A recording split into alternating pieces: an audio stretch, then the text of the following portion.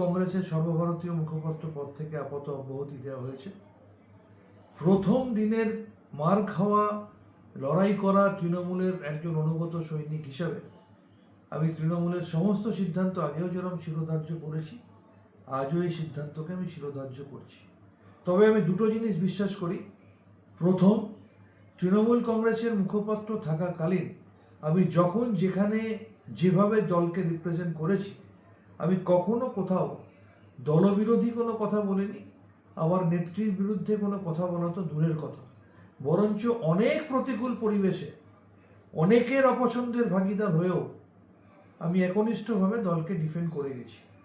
আর দ্বিতীয়, গতকাল আমি যে কথা বলেছি আজও আমি একই কথা বলবো।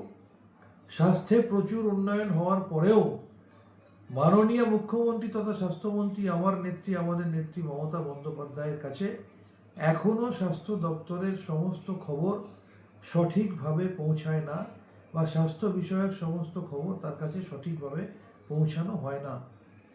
আসলে দুঃখ লাগে যখন দেখি যে অন্য দল থেকে এলে বা নির্বাচনের আগে অন্য দলের প্রতীকে প্রতিদ্বন্দ্বিতা করে আবার দলে ফেরত এলে, বা এই দল সেই দল ওই দল করে আবার আমাদের দলে এলে, বা আমাদের নেত্রীর বিরুদ্ধে প্রকাশ্যে বিষোদ্গার করলে অনেক সময় আমাদের দলে সম্মানিত হয়। আর প্রথম দিনের দুঃসময়ের সাথী, অসময়ের সাথী, অনুগত একনিষ্ঠ মার খাওয়া তৃণমূল কংগ্রেসের কর্মীরা অকারণে অনেক সময় রোষের মুখে পড়ে। আমি তৃণমূল কংগ্রেসের সাথে ছিলাম, আমি আজও তৃণমূল কংগ্রেসের সাথে আছি।